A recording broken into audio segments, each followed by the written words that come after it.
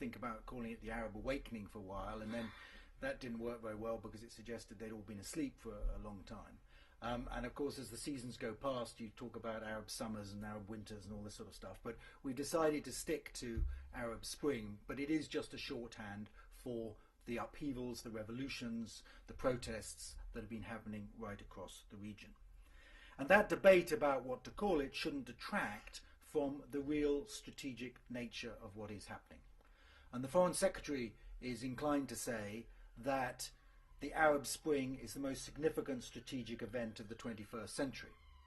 More strategic than 9/11, more strategic than the financial and economic crisis.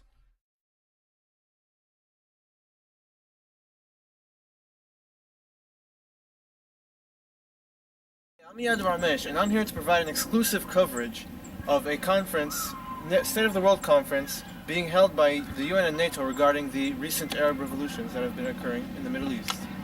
So let's go. Hello, my name is Allison. I'm a representative of NATO. And I'm Lana, and I'm a representative of the United Nations. We're here today to discuss the recent uprisings in the Middle East, known around the world as the Arab Spring. And since the UN and NATO are pretty much the same thing, we decided to create one organization rather than have two separate organizations, so, especially since we have the same views on everything. So here we go. We will answer your questions whenever you like. What are your motives for getting involved in the Arab Spring? Well, you know, the United Nations, our motives are always simple and the same: world peace. So we want world peace, world harmony, good economy, a good stable economy for the entire world. So basically, when we see conflicts, we go in there, we try to help them, because that's what we should do for humanity, because we all live together on this earth and we should help each other instead of fighting wars. And we are not trying to appease the interests of the United States at all. Not at all. What do you hope to accomplish by helping out these countries?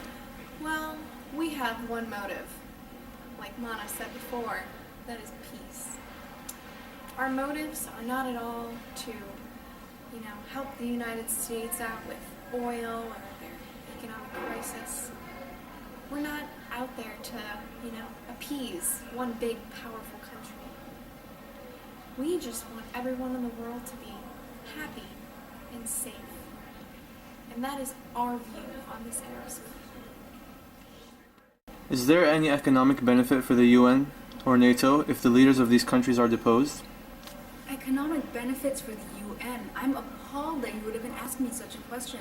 Now, like I said, our motives, it's world peace, to keep the world so much safer, to make everyone happy, to let every human being have his or her own right. And I mean, yes, there's a lot of oil in the Middle East, but what does oil have to do with war, right? Or fighting? Don't you think so, NATO? No, you're exactly correct.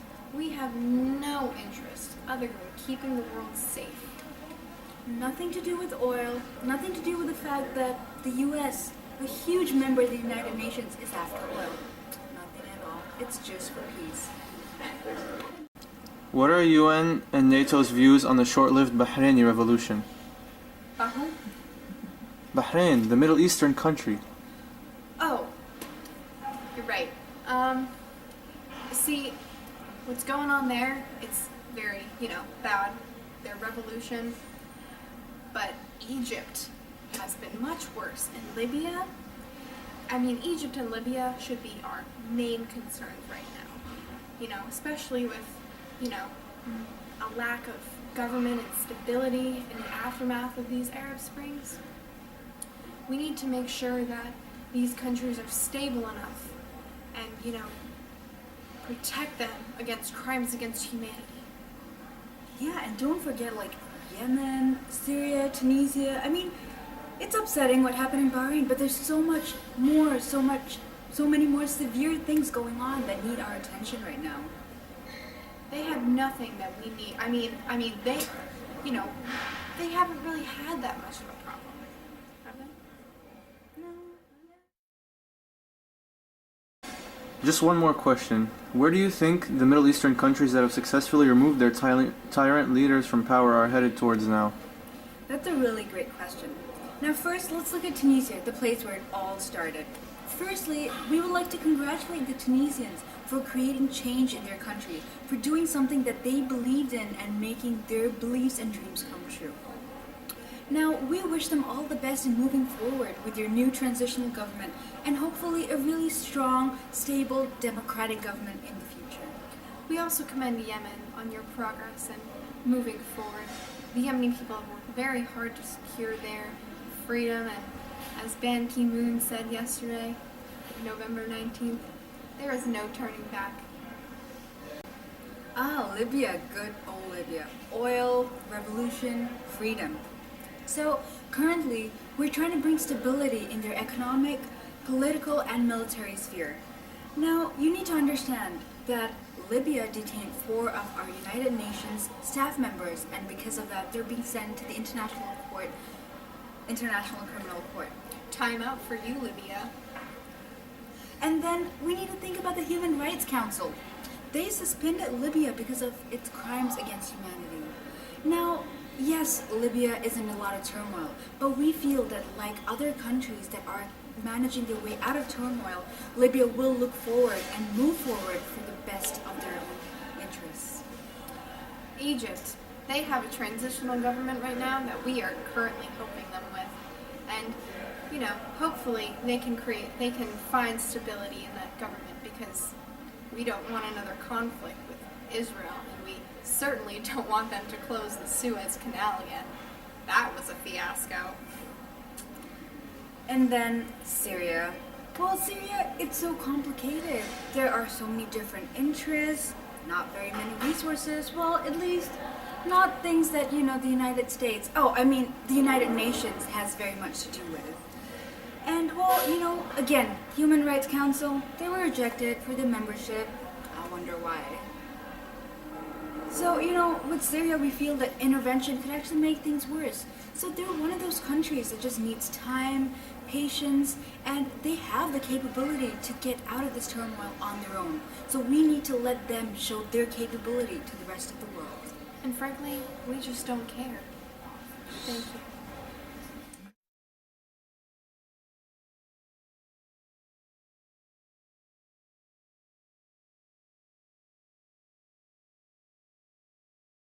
Saba, what's the real reason for the NATO intervention in Libya, in your opinion? It's quite obvious, actually, that the Arab uprising, and as far as the West is concerned, is an opportunity to contain what's happening in the Middle East, the Arab revolutions, the Arab uprising, and for their own advantages. The West in general used a few issues to intervene in the Middle East. One of them was the fight against terrorism, weapon of mass destruction, and now the struggle for democracy and human rights in the Middle East also being utilized by the West to intervene. What are your views regarding the Arab civil revolutions that have occurred over the past 2 years? Well, I'm in full support of the revolutions.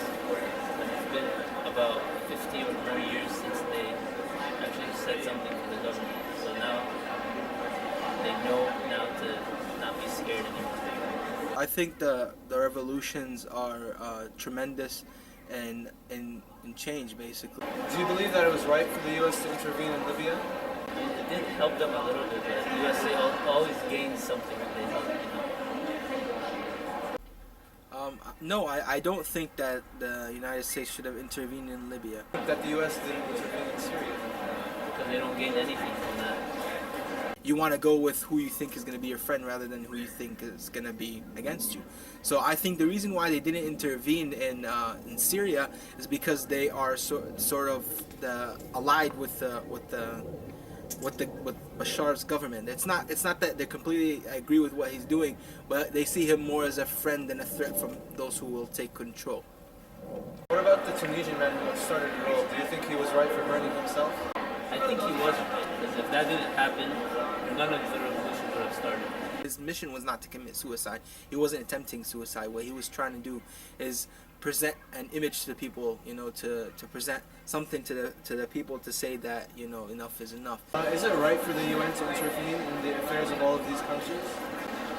It's their job to do it. I think that the UN should have been more powerful in helping the people who were hurt, war victims, as well as refugees. Can you tell me anything about any of the countries in the Middle East or any of the countries involved in the Arab Spring? Have you heard of the Arab Spring? I can't say I've heard of it. I do know that Egypt and Libya are involved, but I can't tell you the exact details of the conflict. I know that they have a conflict. Okay, so you don't really know anything about like the specific people overthrowing their governments in like Bahrain or any countries like that, or Syria? No, I don't know any details. I am familiar with the conflict in Syria and how violent it is and what's going on in terms of their government, and just the fact that it's sort of very chaotic as far as details. The Arab Spring is a very fundamental part of history, and there are many different opinions on it. So, what's yours?